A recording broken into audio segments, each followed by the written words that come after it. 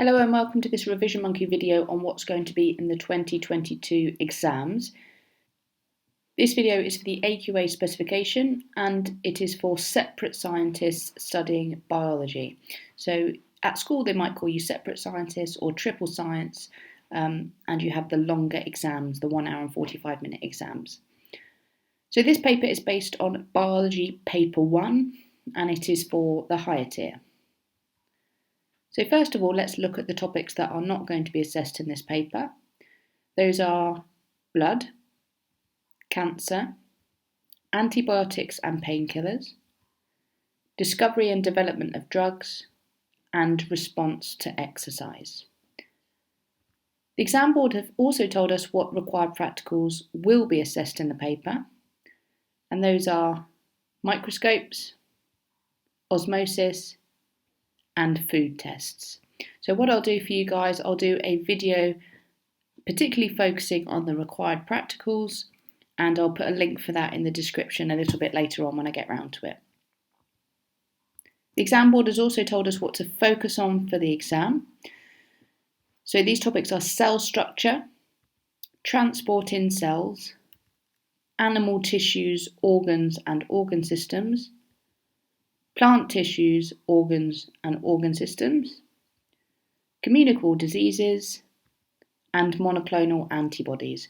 So this video is going to focus on these topics, and also keep an eye out in the description because I'll also do my best to get some questions done for you based on these topics, and I'll put a link for that in the description. The next part of the video covers the topic of cell structure. So with animal cells, first of all, you need to label various different parts. You need to know this part here, which controls the cell activity, and that is called the nucleus. It is where the DNA is kept of the cell as well. So it controls all the cell activity, and it's also where that genetic information is. The outside of the cell controls the movement of substances in and out of the cell, and that is the cell membrane. These little dots around the inside of the cell are where proteins are made, and these are called the ribosomes. These parts are mitochondria, and within the mitochondria, that is where respiration takes place to release energy for the cell. And finally, all of the jelly-like substance that forms the majority of the cell is called cytoplasm. And this is where chemical reactions take place. This here then is a classic animal cell. This is just our model for all of the cells within an animal. However, as we'll talk about later, they don't all have this shape. An animal cell is also one of the eukaryotic cells, just like plant cells. This means that they have structured organelles within the cell. For example, these mitochondria here, structured compartments, or the nucleus. So these eukaryotic means that it has things such as the nucleus and the mitochondria and other structured parts within the cell. This cell here looks a bit different, and this is our model for a plant cell. So it is also another eukaryotic cell because of the highly structured subcellular parts within the cell. And it has a number of structures that are the same as an animal cell. For example, it has a cell membrane, which is this inside membrane going around the cell just here. It has a nucleus, which again contains the genetic information of the cell. Because plant cells also respire, it's got mitochondria, and it also has the cytoplasm and the ribosomes as well to make proteins. But you'll notice that there are 3 extra things that it has as well. It has a cell wall to strengthen the cell. It has chloroplasts, which are these parts here, for photosynthesis. These are filled with a green pigment called chlorophyll.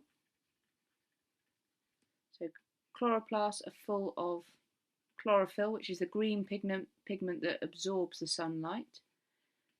And I'll just say at this stage as well, you might see a word called cellulose. That's what the cell wall is made up of. Okay, so it's made up of a structure called cellulose.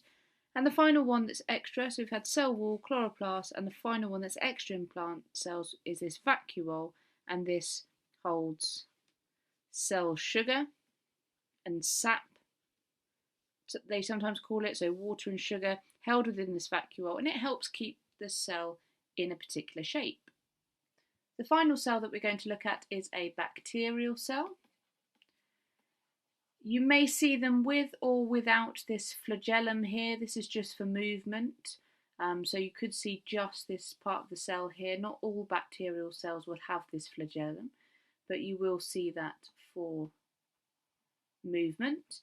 This, however, is not a eukaryotic cell. This is an example of a prokaryotic cell. It's a much simpler cell, and it doesn't have those structured compartments inside. So one of the key things to show you it's prokaryotic is it's got loose DNA. So it doesn't have a nucleus like the eukaryotic cells. So it's loose DNA, but also they sometimes have this plasmid or several plasmids, and that itself is a loop of DNA. And that comes up in genetic engineering in paper 2 as well. Ribosomes here, like we've had before, to make the proteins. We've had cytoplasm before in both animal and plant cells, which is where the chemical reactions happen. And we've had a cell membrane in the animal and plant cells, and a cell wall, just like the plant cells, to strengthen it and give it more structure. So microscopes are used to see really small objects. This here is a light microscope, which uses light, and it can be used to see things such as cells, for example, and it can see some small subcellular parts within that cell. However, the better microscopes to use are microscopes called electron microscopes that use electrons to view images and beams of electrons rather than light. And with electron microscopes, they're really expensive, so it's not something that you'd probably see within school, but it allowed them to see smaller parts of cells, such as ribosomes and plasmids, which are the rings of DNA. And these electron microscopes have a higher magnification, so you can zoom in further to be able to see these smaller parts of the cell. And as well as that, they have a higher resolution. Next, we'll talk about cell specialization. At the top of the video, we looked at an animal cell, a plant cell, and a bacterial cell, obviously with more detail. But we said at the time that these are just models. Not every cell in an animal or a plant or a bacteria looks like that. And these are 3 examples. This one here is a sperm cell from an animal. All of these are from animals.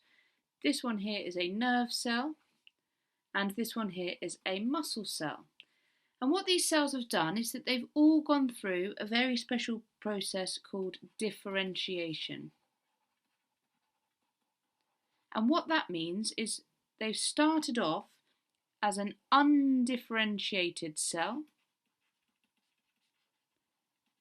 An undifferentiated cell has the potential to turn into any type of cell, but it would have got, in the process of differentiation, a signal to turn into a very specific cell, and then it turns into, for example, a sperm cell or a nerve cell or a muscle cell.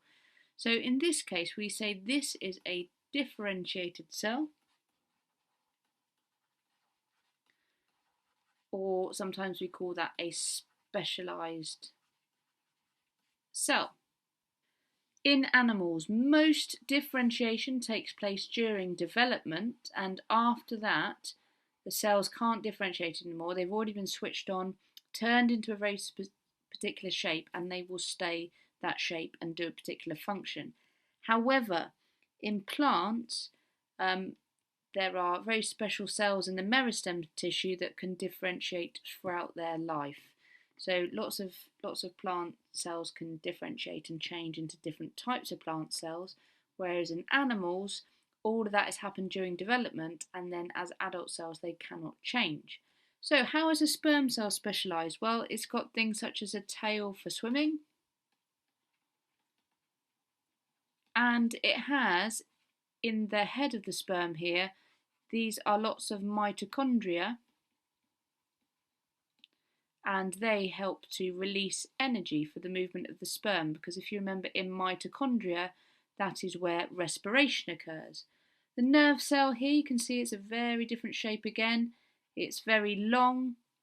It has branch connections at the end to transfer signals onto many other nerve cells. The muscle cell, again, a totally different shape. This is again full of mitochondria, a really hot topic in the exam. They like to link the fact that mitochondria is where energy is released from during respiration. So with muscle cells, they need to contract a lot to allow movement, and therefore they are full of mitochondria to release energy. Here are 3 examples of plant specialised cells. So we said actually there's lots of plant cells that can differentiate throughout their lifetime.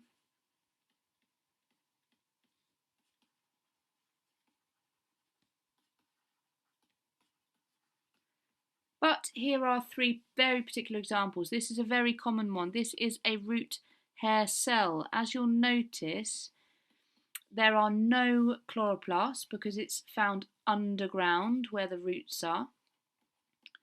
And the main thing about the root hair cell is that it has a very large surface area in order for it to absorb water and mineral ions. This diagram here is supposed to show the xylem inside the plant. We'll talk about that later on in more detail, but very briefly, it carries water throughout the plant, and it has a hollow structure. It's made out of dead cells, and to help it have a better structure, it is supported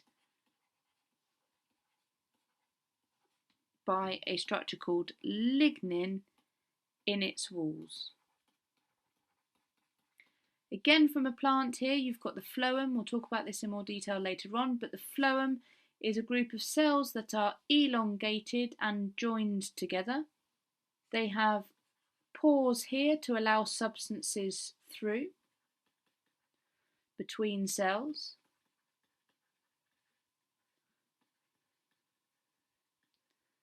And they also have very few subcellular parts, which means the things that are inside the cell. So they have very few subcellular parts because the main job of the phloem is to transport the food, to transport the glucose around the plant.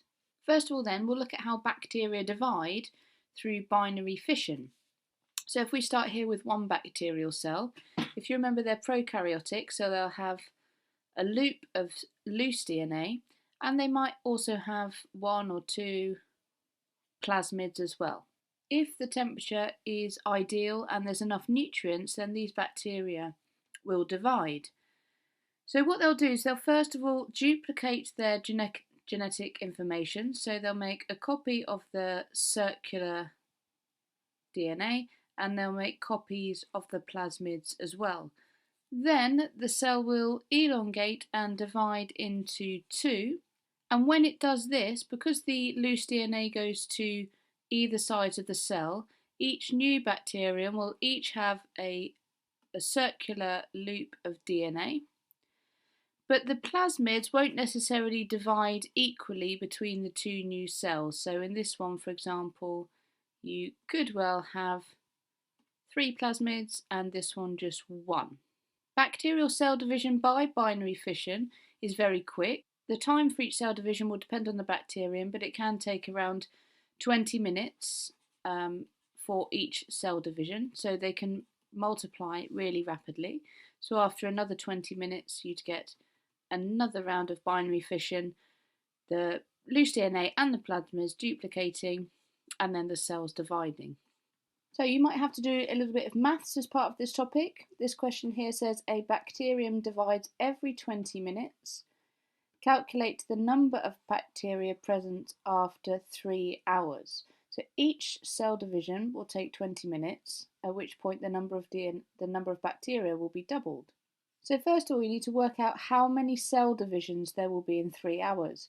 So if we convert this to minutes, there's 60 minutes in an hour. So 3 hours is 180 minutes.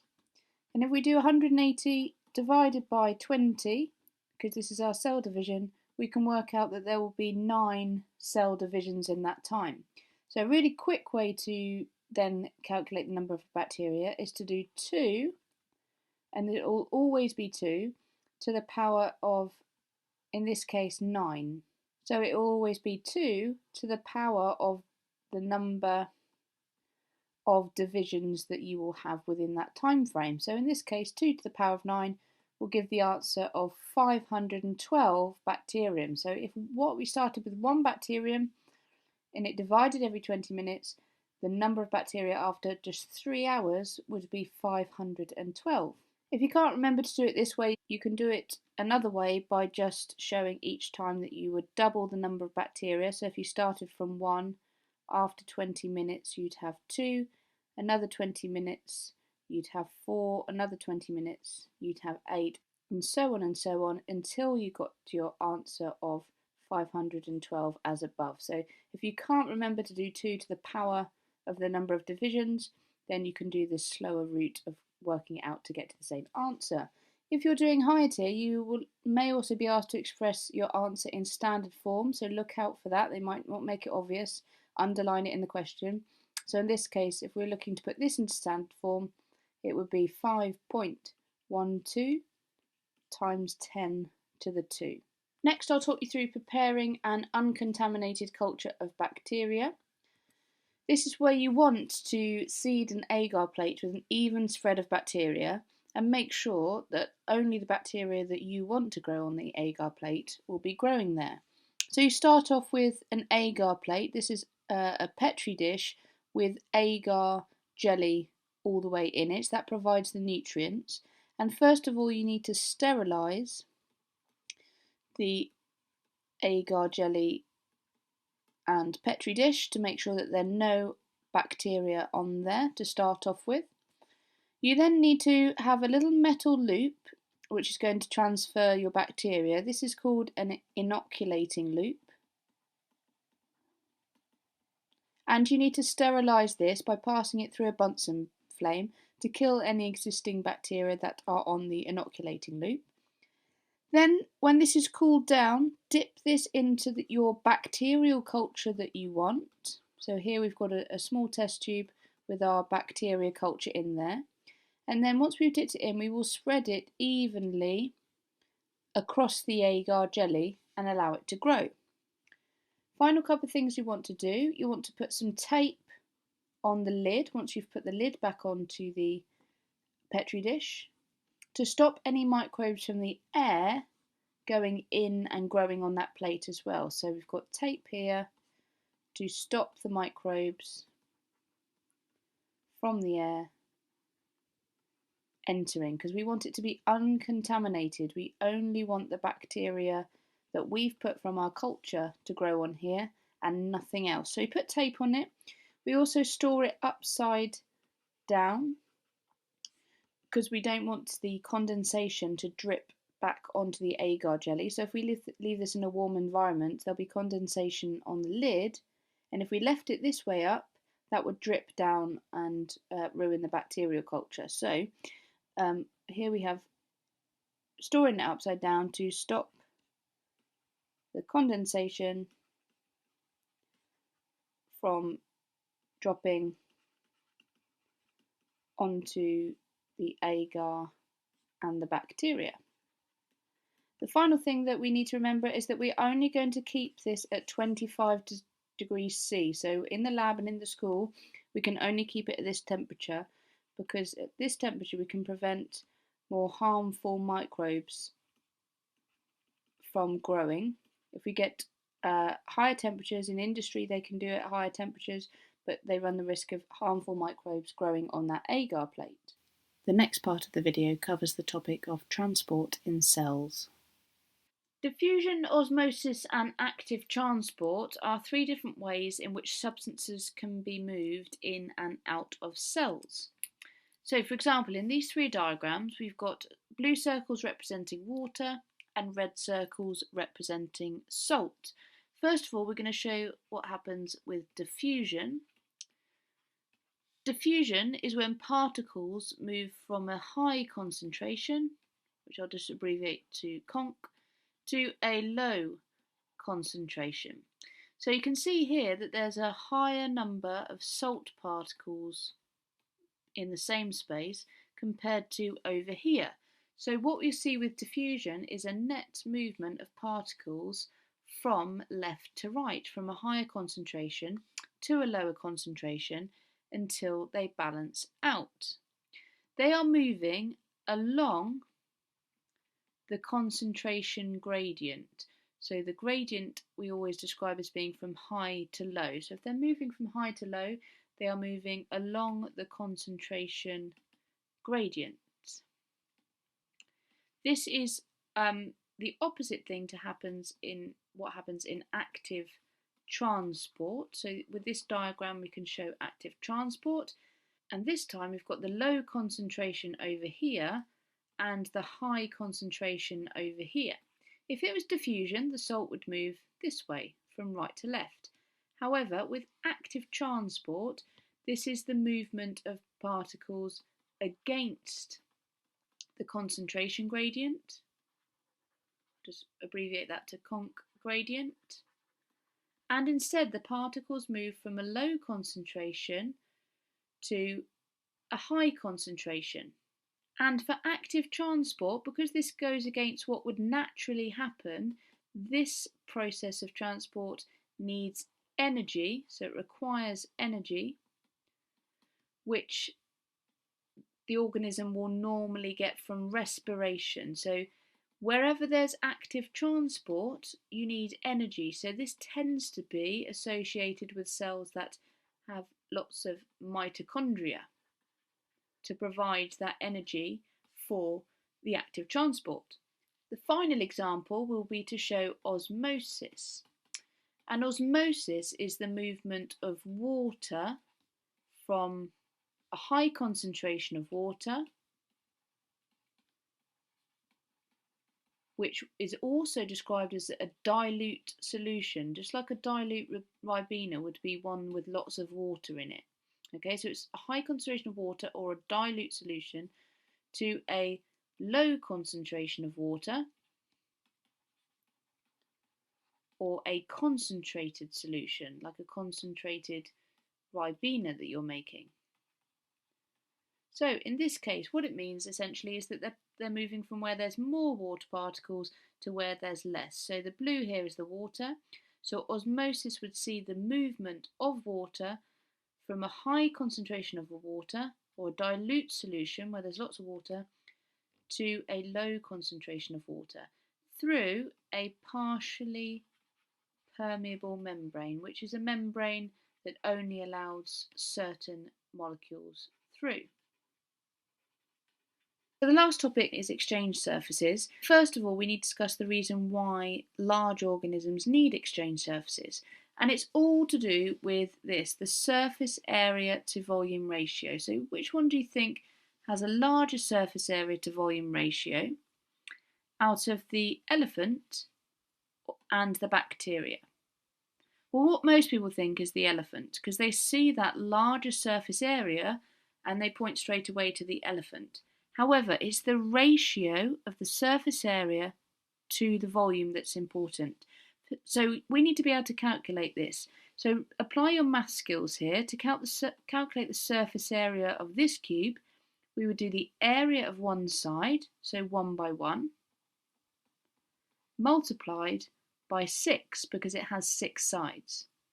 For this cube, the surface area would be 3 times 3 and multiplied by 6 because it has 6 sides. So if we just looked at surface area alone, this would have a surface area of 6 centimetres squared, and this would have a surface area of 54 centimetres squared. However, it's the surface area to volume ratio that we're interested in. So if we calculate the volume as well, this would be 1 times 1 times 1, which is 1 centimetres cubed, and this would be 3 times 3 times 3, which is 27 centimetres cubed.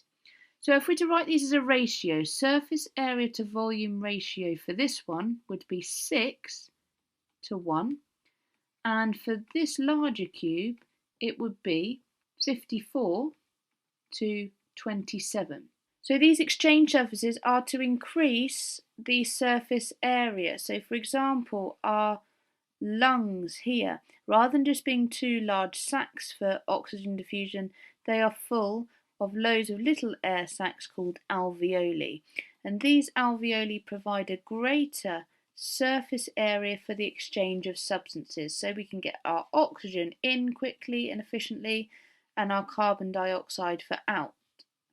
Also, our small intestine, rather than just being smooth tubes like so, actually they're covered with loads of folds called villi.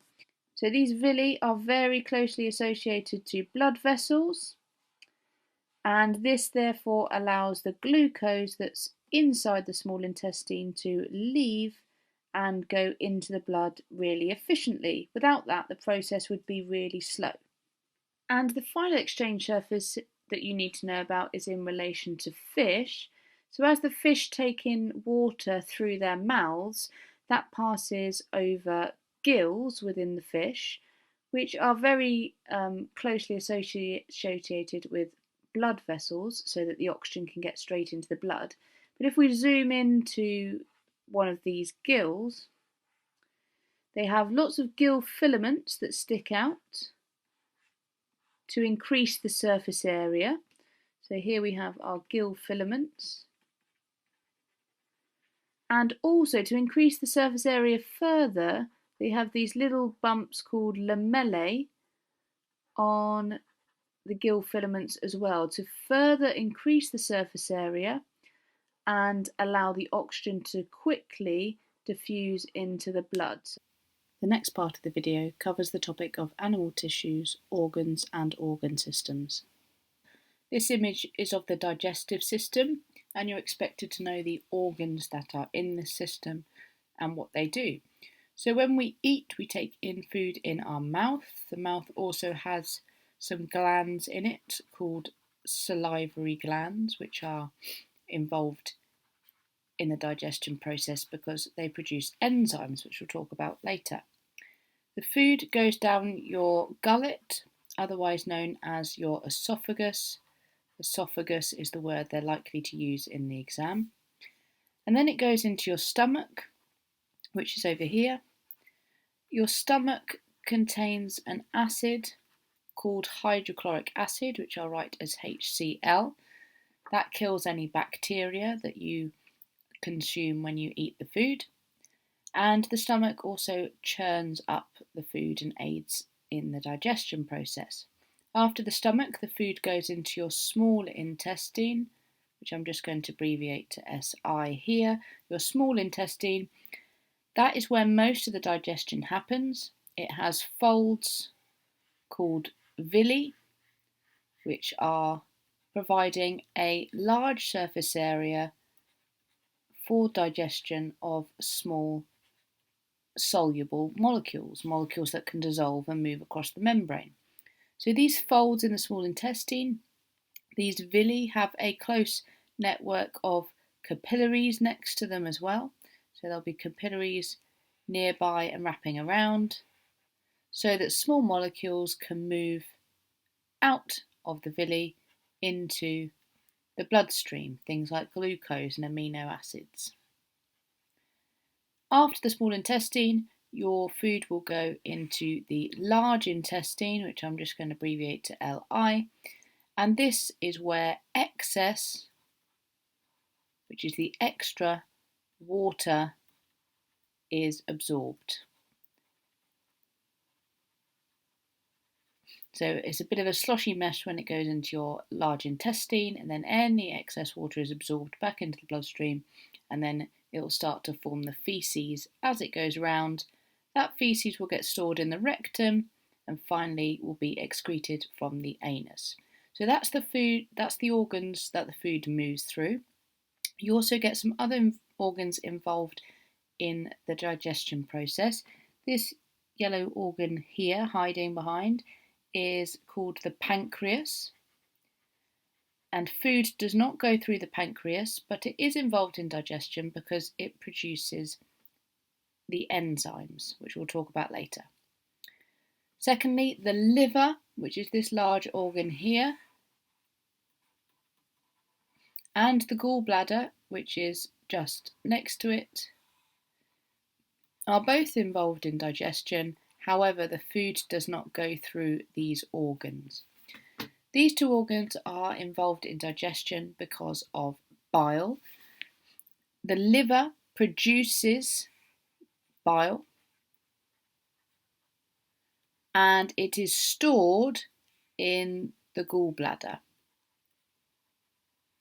And bile is a chemical that does two major things. It neutralizes stomach acid, and this has a link to enzymes because when the food goes into the stomach, it goes into this acid and is covered in acid. As it moves into the small intestine, you do not want that acid going with it because the enzymes in the small intestine really like an alkaline environment. So that bile neutralizes the stomach acid, which helps with that enzyme activity in the small intestine. And also it emulsifies fats. And what that means is it will break a large lump of fat up into smaller droplets like this. And in doing so, it increases the surface area, which I'm just going to abbreviate SA, increases the surface area of that fat so that it is more easily digested when it reaches the small intestine. Within the digestive system, enzymes play an active role in digestion. This is an example of what one might look like, just a model of one. You've got a couple of important parts. This is the enzyme, and the face of the enzyme here is called the active site. And each enzyme has a different shaped active site to fit a particular molecule, and we call the molecule that's fitting in there the substrate. So for example, this could be a long starch molecule that's coming in to an enzyme which will break it up into smaller pieces. So the enzymes are an example of biological catalysts. They are catalysts because they speed up chemical reactions, and it will be different enzymes for different reactions because of their shape of their active site. So you can see that here the substrate is a particular shape to fit in the active site. So we describe this as being like a lock and a key, whereby the enzyme and the active site of the enzyme in particular is the lock, and the key that fits into that is the substrate. So it's called the lock and key theory because the enzyme has a particular shaped active site that fits a particular shaped substrate. So this is the most simple model for representing an enzyme, the lock and key model. There are also other models. For example, there's one called induced fit. And with this, the active site is a particular shape again to fit the substrate, but as the substrate comes into the enzyme changes shape slightly just to fit and grab that substrate a little bit better. So the main one to remember is lock and key, but another one is induced fit. When the substrate goes in, the active site changes slightly to grip that molecule in there. So we said enzymes are biological catalysts, so they affect the rate of reactions, they help speed up the rate of reactions, and they are molecules that are subject to working best at particular temperatures and pHs. Temperature inside the body is maintained at 37 degrees C. So what you'll see with enzyme activity is you'll see a graph that shows that as temperature increases, the rate of a reaction increases. There'll be an optimal temperature and then it will drop off. So optimum means best. And inside the body, the enzymes will work best at around 37 degrees C, because that's the temperature inside the body. The same with pH, but this might be different depending on whether the enzymes are working in the stomach, which is acidic, or whether it's working in the small intestine, which is alkaline conditions. So again, there'll be an optimum pH for enzyme activity, so a rate of reaction will increase and then decrease, and there will be an optimum pH for each particular enzyme to be working at. The reason why optimum temperature and pH are important for enzyme activity is because if we go beyond their optimum, for example here if we have the enzymes at high temperatures, then that causes this active site to change shape. And if this active site changes shape, it will no longer bind the substrate. So here at high temperatures,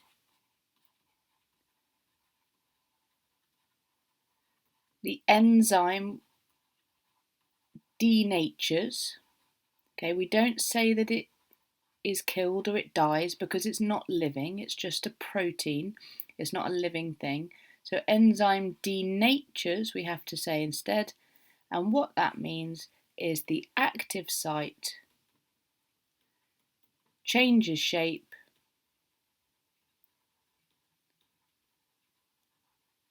and that means the substrate will no longer bind, because it has to be like a lock and key, a very specific shape, and if the temperature gets too high, the enzyme denatures and the active site changes shape. All enzymes end in A's, so you can remember that if it's got an A's on the end, that's an enzyme. The three main ones that we're going to discuss are amylase, protease and lipase. Proteases and lipases are groups of enzymes, and amylase is a particular enzyme which actually belongs to the group carbohydrases. Carbohydrase is any enzyme that breaks down carbohydrates into sugars.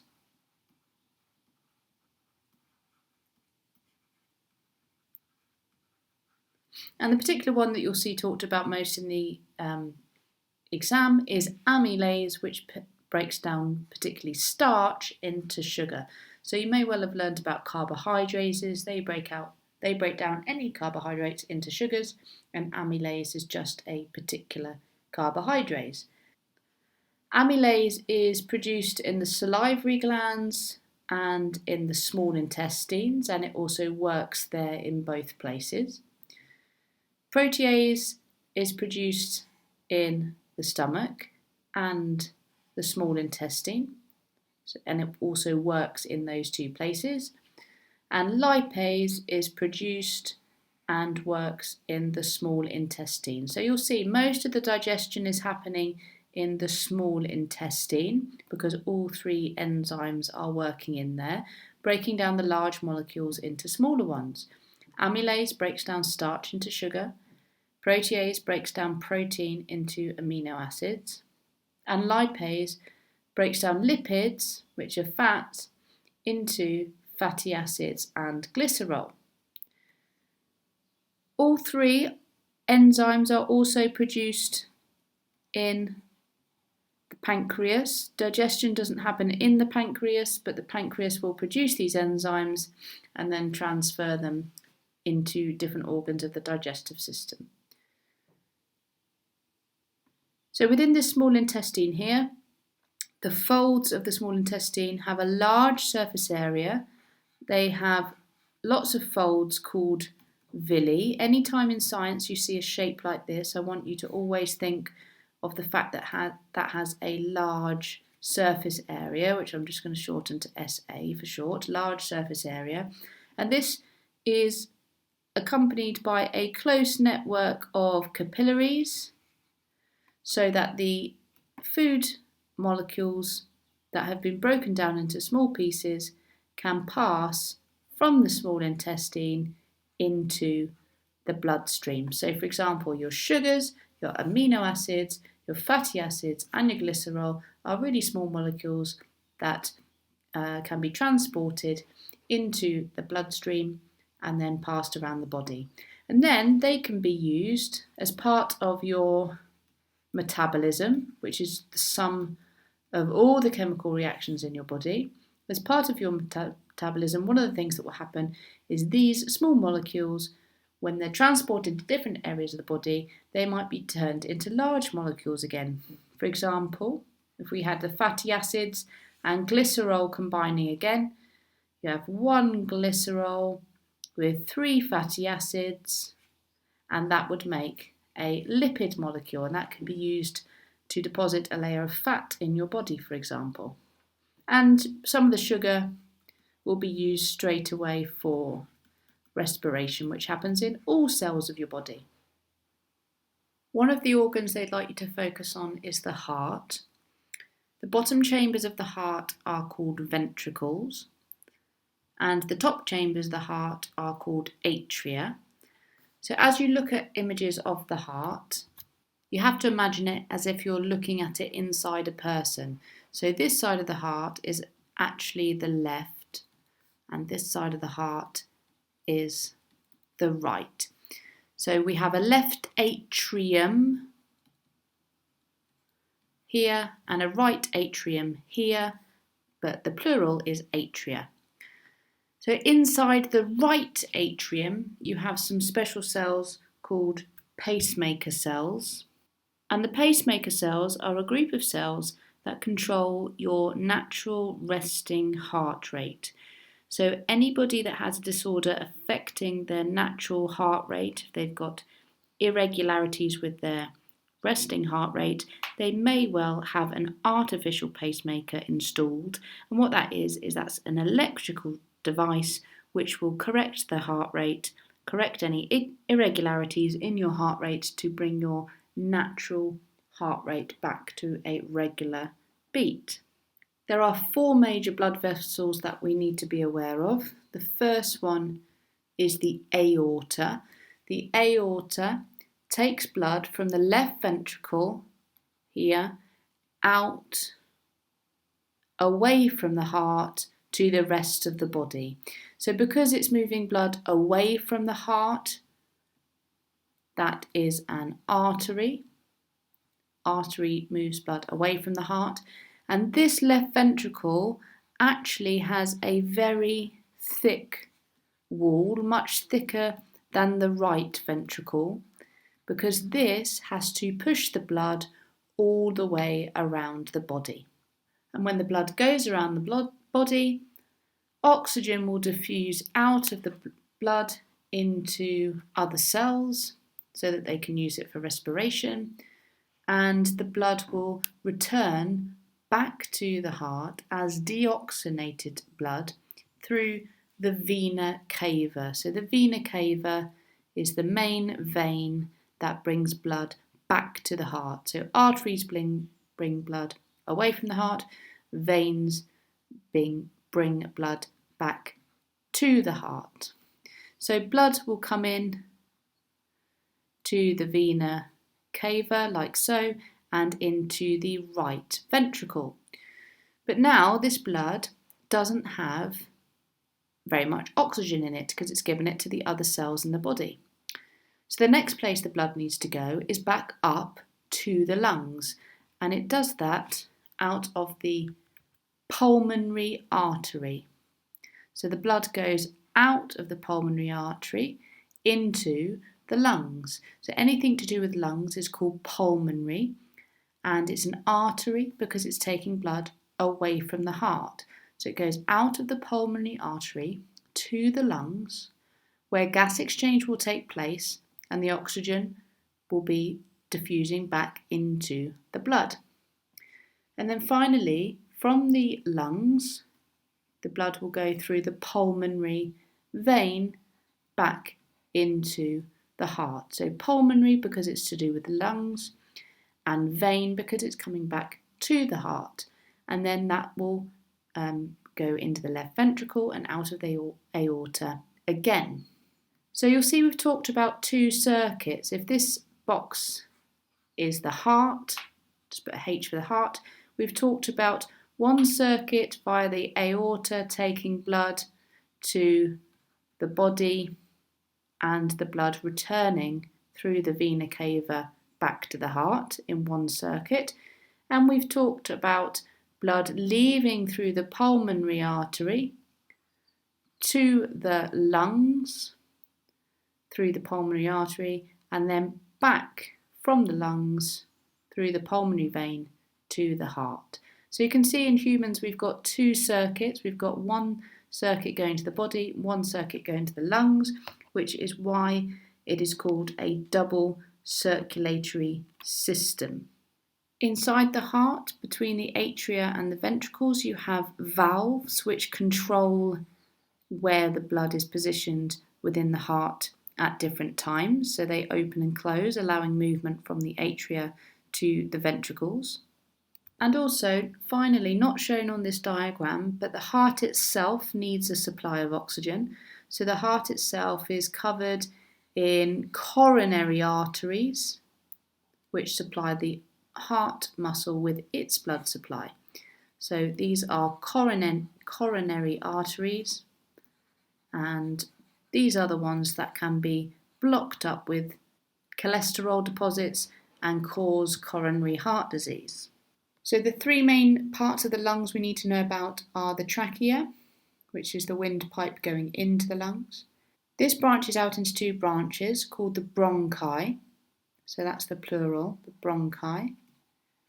So this one here is pointing to the left bronchus, because again, like the heart, we look at it as if it's inside the person. And over here we've got the right-hand side, so this would be the right bronchus here. And then it goes down small tubes called bronchioles, which you might have learned about in Key Stage 3. But the other key thing we need to know about is the alveoli, okay? So the alveoli is plural. You might see the word alveolus, which is one singular alveoli. So the alveoli are the air sacs at the end of the lungs where gas exchange takes place. Again, key thing is the fact that they're shaped to provide a large surface area, which I'll just abbreviate to SA, for gas exchange. You need to know that there is a close network of capillaries around the alveoli so that gas exchange can take place. So they'll have some red blood cells in there, and oxygen will diffuse from the alveoli into the blood. And carbon dioxide, which is in the blood plasma, will diffuse in the other direction out of the blood into the alveoli. And that's why they call it gas exchange, because oxygen is being passed into the blood, and in exchange for that, carbon dioxide is being passed out of the blood by the process of diffusion. So the alveoli have a large surface area. They have thin walls to allow this diffusion to happen very quickly. They also are moist, and that just helps with gas exchange. If there's a big air gap between the alveoli and the carbon dioxide, that'd be very difficult for the gases to pass across. So having them moist makes that a lot easier. The three blood vessels that we need to be aware of are the artery, the vein, and the capillary. Artery, as we said, takes blood away from the heart, veins take blood to the heart, and capillaries are very small blood vessels that are used in places like the muscles and the lungs to transfer things such as gases and glucose and things like that to where the body needs it. So the arteries have thick muscular walls and elastic fibres within those walls. And this is because the blood flows at very high pressure through the arteries. It's getting squeezed by the ventricles away from the heart at really high pressure. So it's got to have these thick walls so that they don't burst open. The veins are taking blood back to the heart. So they have thinner walls. They have valves, which is shown here, to stop the blood flowing back down the veins. And in the veins, blood flows at lower pressure, which is why they can have thinner walls, because it's less likely to be bursting out. And they have a large lumen. The lumen is the bit inside. So this is larger on the vein and smaller on the artery. The capillaries are really tiny. They have very, very thin walls, and they are just one cell thick. And this is where, for example, when you get to a muscle, having thin walls will help with gas exchange of oxygen into the muscle and carbon dioxide out. So capillaries are really, really, really tiny. The heart itself is covered with coronary arteries, which provides the heart with oxygen. The coronary arteries need to be open to allow the blood to flow properly around the heart. However, if people have a poor diet and a lack of exercise, for example, a high fat or a high cholesterol diet, that can cause fatty deposits to build up inside the arteries. And if those fatty deposits build up, what that means is there's a reduced volume inside there for the blood to flow. And then it puts a lot of pressure on the walls of the artery, and it can cause a lack of oxygen to the heart, and this can ultimately result in a heart attack. So there's two ways you can resolve these blocked arteries. One way is using a stent, which is a wire mesh that's put inside the artery, which will expand and open up that lumen, so you've got an increased volume for blood flow. Or you can use statins, which are drugs which will help reduce the cholesterol and therefore reduce these fatty deposits. So you could be asked an evaluate question in the exam where you're looking at the pros and cons of stents versus statins. So let's go through some of the main advantages and disadvantages of stents. Advantages include the fact that they lower the risk of a heart attack. Surgery is quick and the effect is instant. Disadvantages include the fact that there is a risk of heart attack during surgery and that there's a risk of infection or blood clots after surgery. With the statin approach, the advantages are that it increases good cholesterol and lowers bad cholesterol within the body. It can prevent other diseases as well. So by taking these pills, it's turned out that actually they can be good at reducing other diseases as well as the coronary heart disease. Disadvantages include that you have to remember to take them regularly. So like any other medicine, you have to remind yourself to take them, and if you forget, then that could cause the problem to get worse. And the effect of statins is not instant. So with the stent, once you've had the operation, the result of that is instant, but statins, it might take a lot longer. Another problem that people can have with their heart is the valves in the heart. They control the blood flow from the atria into the ventricles and then the ventricles out again. So it's important that the heart is not flooded with blood. It's important that it's kept in its correct chamber at each part of the heartbeat. And if these valves become faulty or leaky, then you can have a real problem with the function of your heart. It's trying to work harder than it should do to get that blood around your body, and it can ultimately result in a heart attack. So you could need your valves replacing. You could have a biological replacement, which could be a human valve, replacement, or you could have a valve replaced by a cow or a pig, or you could have a mechanical valve put in instead. So rather than being made out of something biological, it will be a synthetic material to replace that valve. However, with both of these, you can have risk of infection, a risk of heart attack during surgery. You could also have risk that these valves are rejected by your body. Some people going into heart failure might well need to wait on a heart transplant list, and this might involve a full transplant of the heart. And again, obviously, this has lots of risks with the heart potentially being rejected by your body and risk of infection and a very difficult, complicated surgery as well. But whilst people are waiting for surgery, sometimes they are asked to use an artificial heart.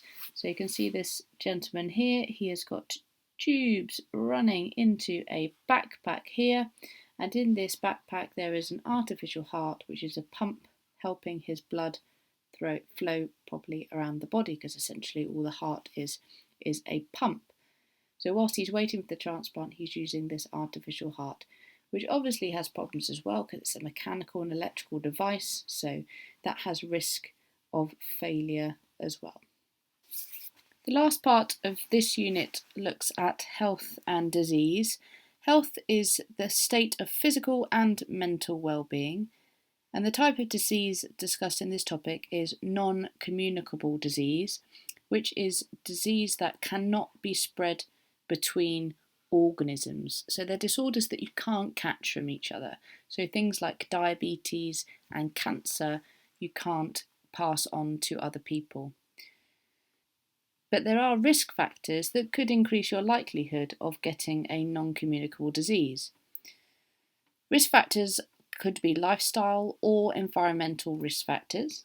And risk factor is anything that increases the likelihood of a disease. So lifestyle things could be things such as smoking, obesity, alcohol, and your diet, high fat or high salt diet.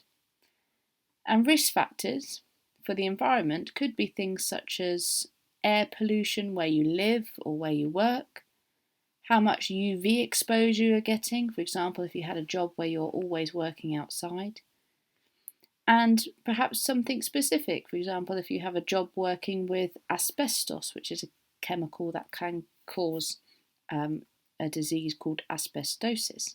So having these risk factors can increase your chances of certain disorders. So it's important for the exam that you're just made aware of a few of these. So I'll run through a few now. So for example, if you're exposed to air pollution, you could get some respiratory problems. High UV exposure could lead to skin cancer, and asbestos could link to asbestosis.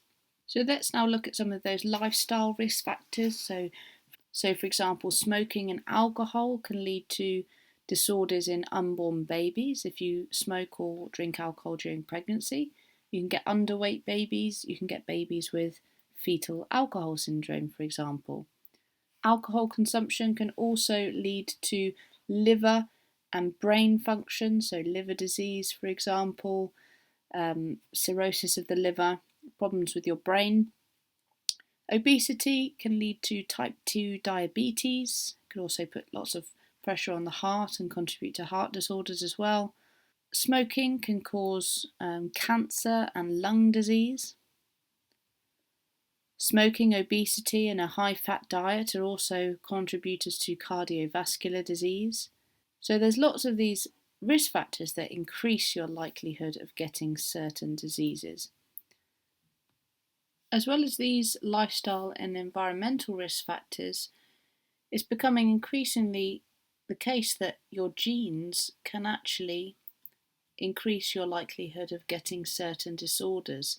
For example, they're looking at genes that increase your chances of getting breast cancer, for example, and some women are screening to find out if they have that gene and are perhaps opting for preventative measures to stop them getting the breast cancer, like removing their breast tissue to reduce their risk of actually getting breast cancer.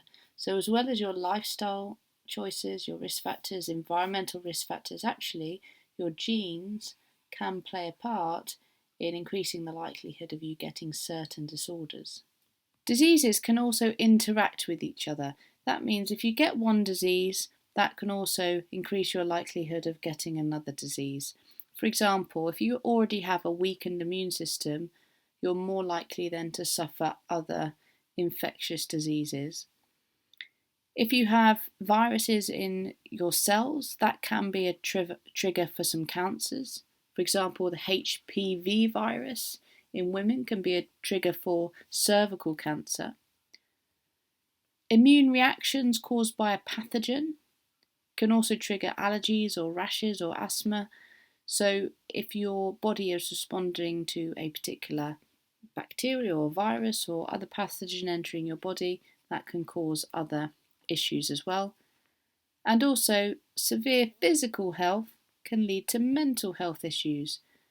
For example, if you've broken your leg, you're out of work for a long time, you can't see your friends, you're in the house a lot of the time, you're not very mobile, this can then lead to depression, anxiety, and other mental health issues as well.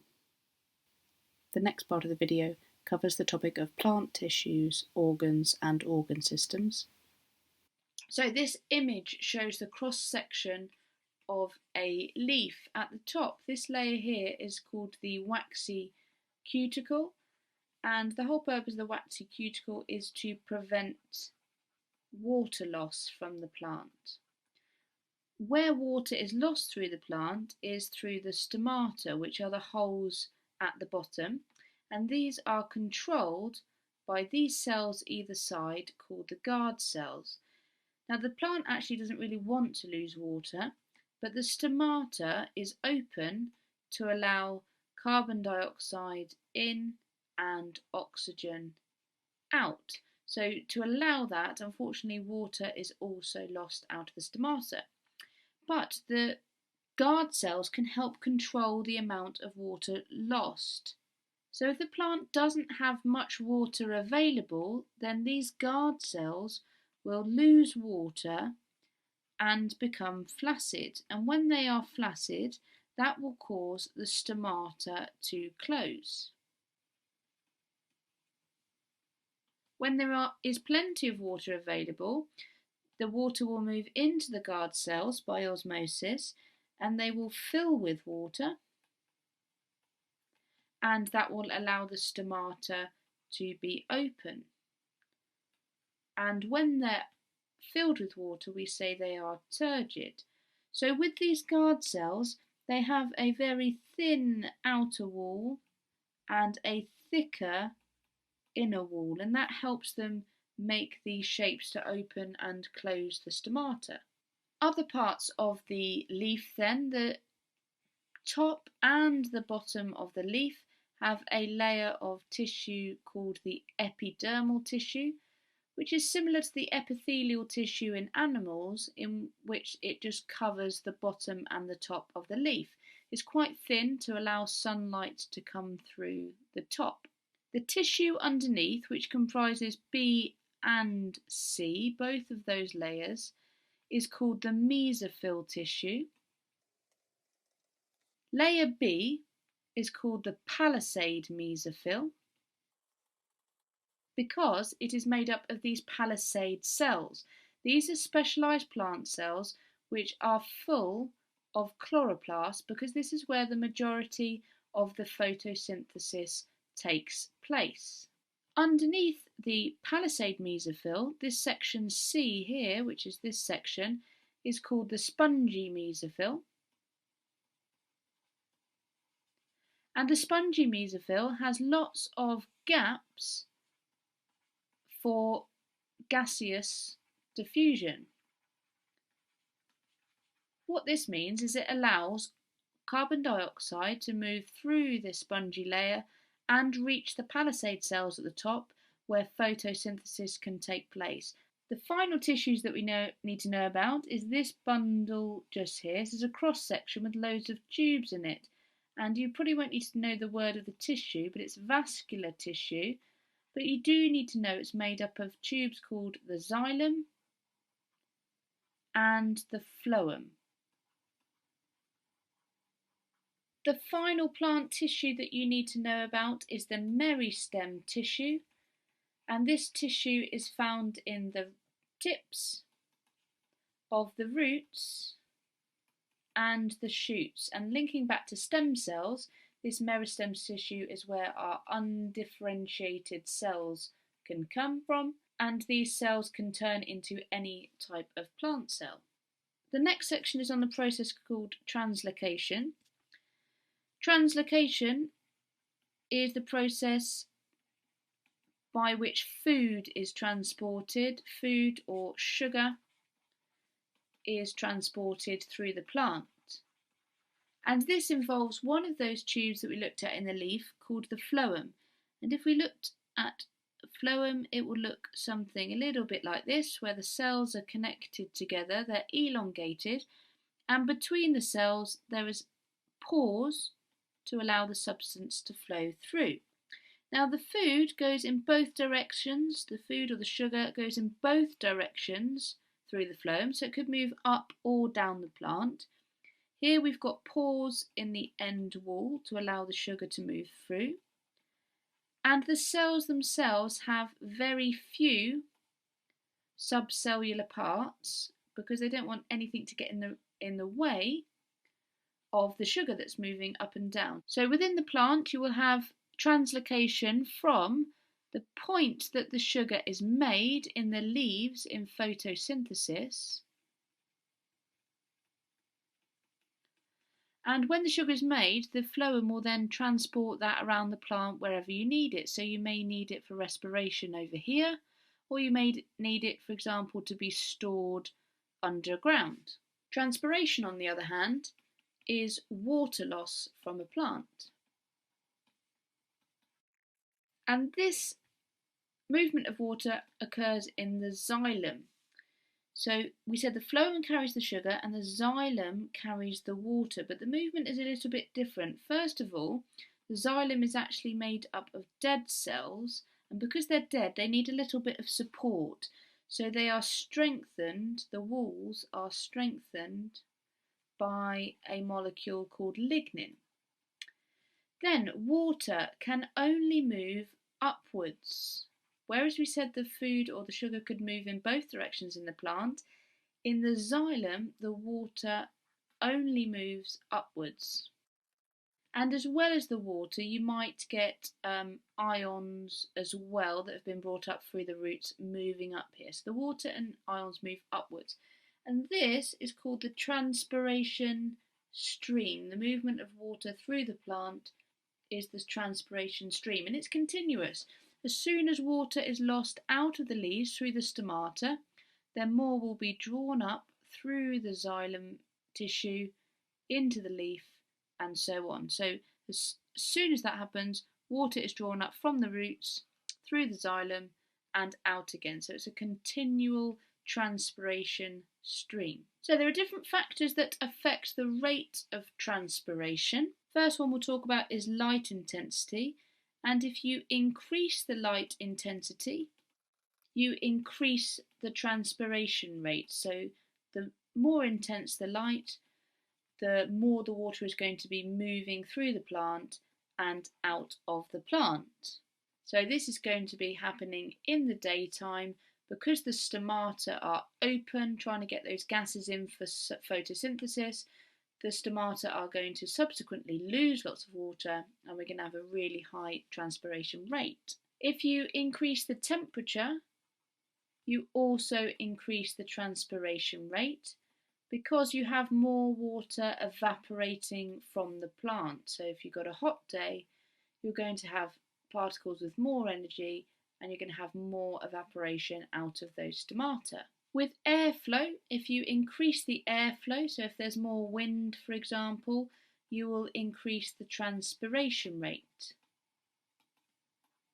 And that can be explained by thinking about the leaf. If that lost water molecules out of the stomata, if there was no wind, at a certain point you'd have a similar level of water molecules in and out of the plant, and there would be no net movement, because you won't have a concentration gradient for them to move along. But as soon as the wind comes along, takes those water molecules outside away, you will then have a concentration gradient that's maintained, so the water will move out again. So if you increase the airflow, you're then going to maintain the concentration gradient and more water will be able to leave the plant. And keeping the same idea, if you increase the humidity, which is increasing the water in the air around the plant, you can see that because of the concentration gradient, that will actually decrease the transpiration rates because less water will be able to leave the plant because you are decreasing the concentration gradient for diffusion. And the piece of equipment that you can use to measure the rate of transpiration is called a potometer. So you can see here you've got your living plant which will be taking up water, and you can measure the rate at which it takes up water and therefore the rate of transpiration by measuring how quickly this air bubble moves along the ruler. So you could get a certain distance over time to measure the rate of transpiration. The next part of the video covers the topic of communicable disease. All these four examples of pathogens, and what a pathogen is any microorganism that gets inside your body and makes you feel ill. So for example, that could be a bacteria, could be a virus, it could be a protist, or it could be fungi. With a bacteria, these are small cells, and to make us feel ill, these bacteria produce toxins. A virus is not a cell, and it is not living. This is just a specially shaped protein. And what they do is they replicate inside your cells, and then they burst out of the cells and rupture them. That is what makes us feel ill. So for example, if we draw one of our body cells here, we're being the host, the virus is inside replicating, and then after a while they will cause that cell to then rupture and release the virus to other parts of the body, and that part causes us to feel very ill. Protists are single-celled eukaryotes. You can see that they've got organised parts inside them to make them a eukaryote. So single-celled eukaryotes. Some of these protists are often parasites that live or have part of their life inside of a host. For example, the malarial parasite that lives inside, the malarial protist is a parasite that lives inside mosquitoes. Fungi come in a variety of form. Some are single-celled. Some form long finger-like strands that come away, and those are called hyphae. You probably won't need to know that name in the exam, but some are made up of hyphae, which are these strand-like things in the picture there, and some produce spores. The three main ways in which these pathogens are spread and that you would want to look to reduce, they are spread through water, they can be spread through the air, or they can be spread through direct contact. Pathogens then are responsible for communicable disease. So communicable diseases are ones that are spread by pathogens and that can be passed on from person to person. So one of the bacteria that you need to be aware of is Salmonella, because if you contract Salmonella, you can get food poisoning. So many of the chickens and the poultry market that is producing eggs, for example, they would all be vaccinated against Salmonella to try and prevent this, because this can cause food poisoning, which has the symptoms of diarrhea and vomiting. The other bacterial condition that you need to be aware of is gonorrhea. And this is a sexually transmitted disease. And the symptoms of this are that it causes pain when urinating and also a yellow or a green discharge. There's 3 viruses you need to be aware of. One of them is actually for plants, so let's start with that one first. For plants, it's the TMV virus or tobacco mosaic virus. And what this does is cause a discoloured mosaic pattern on the leaves of plants, and this reduces the amount of photosynthesis that they can do. So for example, you'd expect this leaf to be all green and full of chlorophyll doing photosynthesis, but if it's contracted the tobacco mosaic virus, it'll end up having patches on it where they're discoloured in a kind of a mosaic-y pattern, and that will reduce the amount of photosynthesis that that plant can do. Humans then, or animals, they can get the measles virus, and that is transferred by sneezes and cough droplets, and that has the symptoms of a rash and a really high fever, and you can get vaccinated against that one.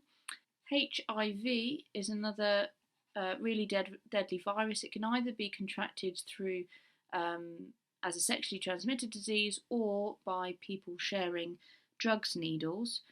It targets the immune system and it makes that weaker, and then it can lead to the really serious condition called AIDS. So AIDS leads on from contracting the HIV virus, and it only can be treated by antiretroviral drugs. So it's a really one that's very difficult to treat, and if it leads to AIDS, can ultimately end in death. So an example of a condition that can be transferred by a protist is malaria, and the malarial protist, lives in mosquitoes. Part of its life cycle is within mosquitoes. So to try and reduce your chances of getting malaria, you need to think about reducing your contact with mosquitoes, like using mosquito nets, for example, and also as a government you'd want to target the areas where the mosquitoes will breed to try and reduce their numbers. This causes repeating cases of fever, and it causes the person suffering with the disease to become very ill indeed. You can get fungal infections in humans, for example, athlete's foot and things like that, but they want you to concentrate on one in relation to plants, and that is the rose black spot fungus. So just like the tobacco mosaic virus, with rose black spot, that targets the leaves. It causes them to go yellow and drop off the plant, and therefore the consequence of that is that the plant is performing less photosynthesis because that takes place in the leaves, and that affects the growth of the plant. So there are a number of ways that you would be able to control the spread of pathogens that cause these communicable diseases. For example, in the case of Salmonella, you're going to be wanting to be hygienic. For the case of gonorrhea, you're going to be wanting to practice safe sex and using barrier methods. In the case of measles, again, you're going to be wanting to hygienic, catch those cough droplets so that they're not spread around.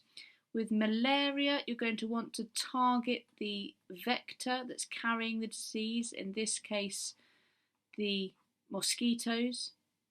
And in some cases, you will actually be able to develop a vaccine, for example, for measles, to try and prevent yourself from ever having or developing that disease in the first place. So, unfortunately for us, there are thousands of pathogens that are trying to get into our body and attack us every day. But luckily, we have several defences against developing diseases. Our first barrier is our skin. It acts as a barrier, and it also secretes antimicrobial substances, so against microbial microbes, to try and protect us from any pathogens that are going to come into contact with our skin. If the pathogens venture towards our nose, within our nose we have mucus and hair to trap pathogens. If we were to breathe pathogens in, as we breathe them in, they will head towards our lungs through our trachea and our bronchi before going into our lungs. So within the trachea and bronchi here, there are cells which secrete mucus to trap the pathogens again, just like you have in your nose, but there are also ciliated cells to move the mucus and the trapped pathogens out of the body. And these will look something like this. So these will secrete the mucus, and then on the end they will have these cilia, which are these hair-like structures sticking out the end of the cell, and these will help waft the mucus up out of our body. If we swallow any pathogens through the food that we eat, they will go straight into our stomach, and within our stomach we have an acid to kill the bacteria called hydrochloric acid, and that will help kill any pathogens that enter our body that way. Despite all of these initial defences, some pathogens still get into our body and still get into our bloodstream. So within our bloodstream we have cells called white blood cells, and there's some different types of these. Some of them can engulf a pathogen. We say engulf because these are just cells. We can't say eat or anything like that. We mean engulf. So here we have the white blood cell, for example, moving towards our pathogen, and that will simply come and engulf it and then break it down inside it. And this process of engulfing the pathogen and breaking it down is called phagocytosis. The second thing that white blood cells can do is produce antitoxins. They're to counteract the toxins that are produced by the pathogens. And the final thing that they can do is produce antibodies.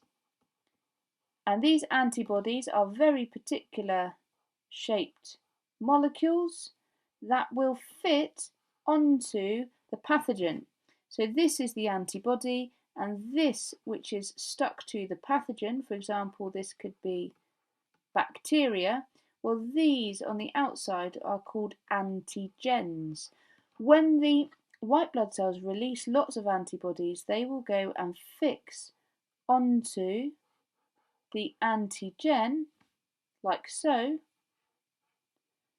and they will be an exact fit, and what that will then do is signal to these other white blood cells to come down and do phagocytosis and engulf that bacteria. An extra step that we can take to defend our bodies against disease is to get vaccinated. So we said before that if a pathogen got inside our body, that white blood cells can produce antibodies to match the antigen, and that will attract other white blood cells to destroy the pathogen.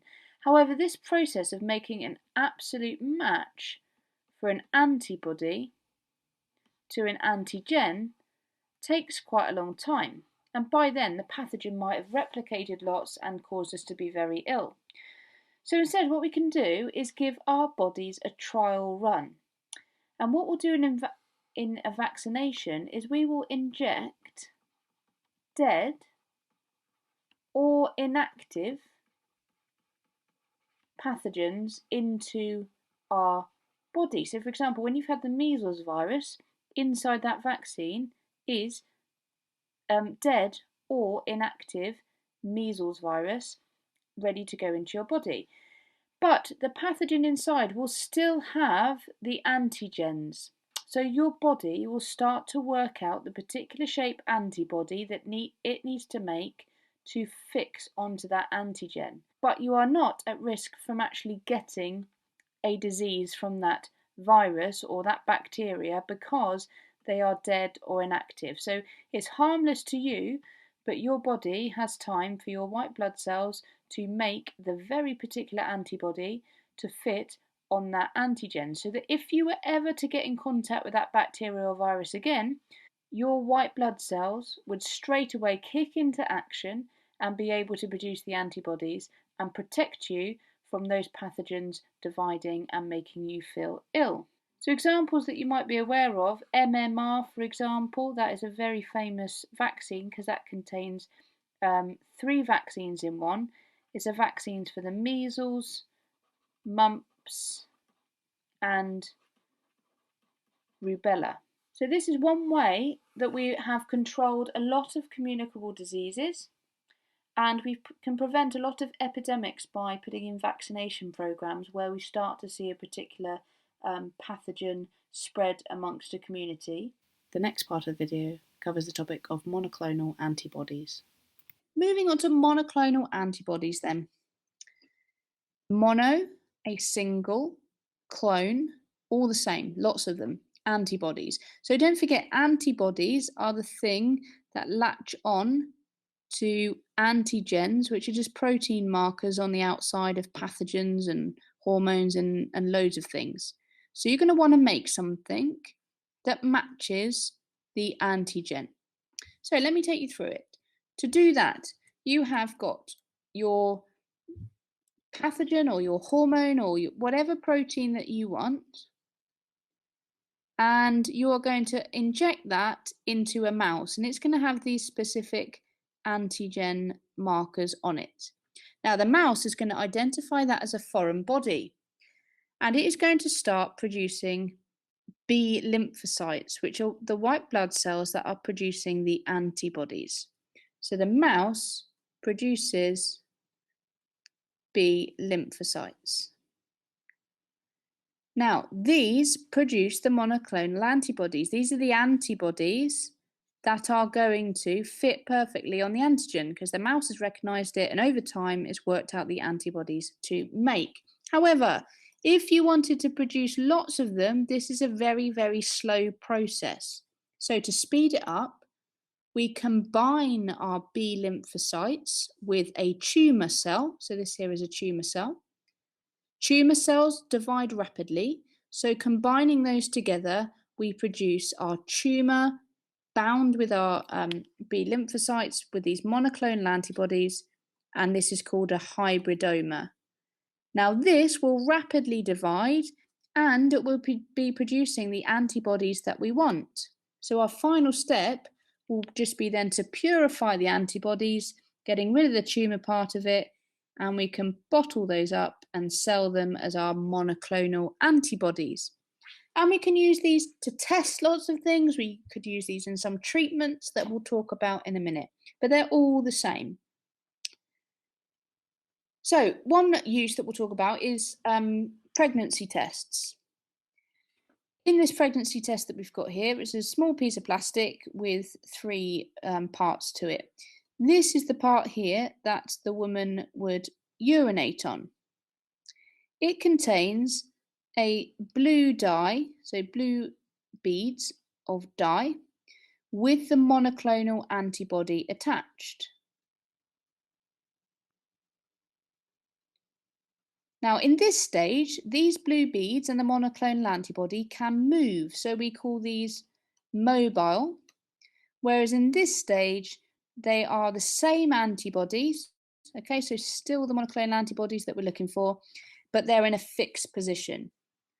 Now, these monoclonal antibodies are going to match up with a protein called the HCG protein. So if we think back at our previous steps, the mouse would have been injected with HCG protein.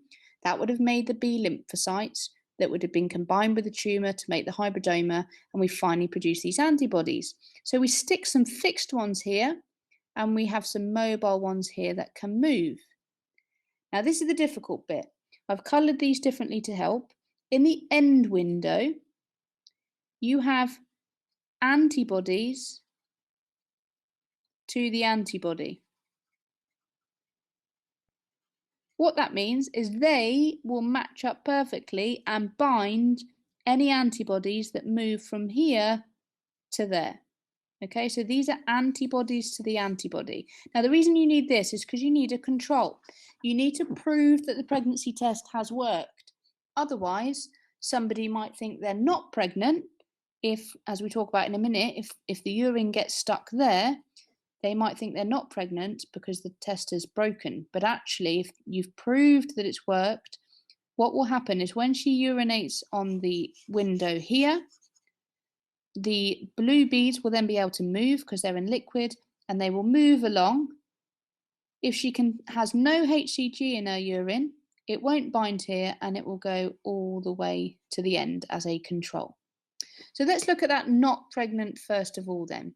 If you're not pregnant, you will not have in your urine the HCG protein.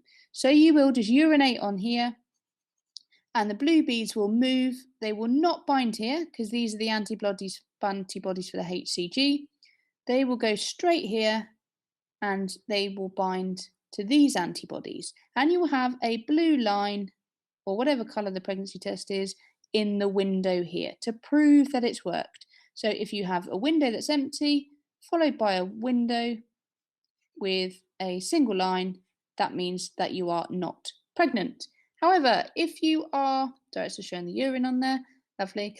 So if you are pregnant, you will urinate on the stick, but this time your urine will contain the HCG protein, which is a protein you get a few weeks after you are pregnant. Now that protein will bind to the antibody here and will be moved along. And in this case, it will stick to this fixed line of antibodies in the results window. So the HCG binds here, but these can move and it binds again here. So you will get in this window a line of blue from the blue beads.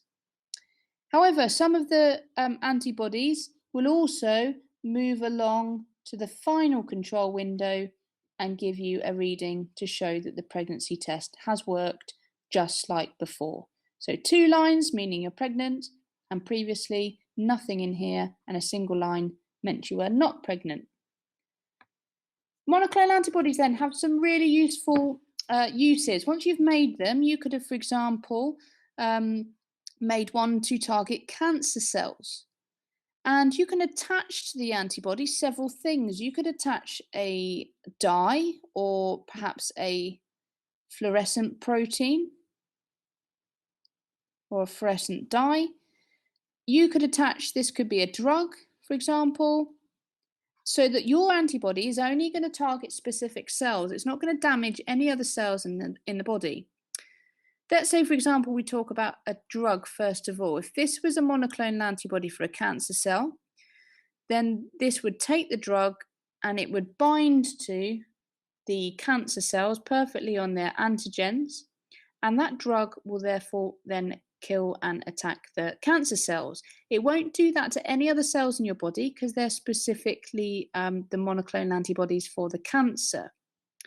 Similarly, if you wanted to look at a group of cells under a microscope and see if a particular hormone was present, like in testing for drugs in sport, you might take the urine sample or blood sample and use monoclonal antibodies so that when you, if you attach a monoclonal antibody to a fluorescent dye, let's say you were looking at somebody's blood under a microscope or urine under a microscope, you may well see dye fluorescing and bright lights under the microscope if they contain the banned substances you're looking for.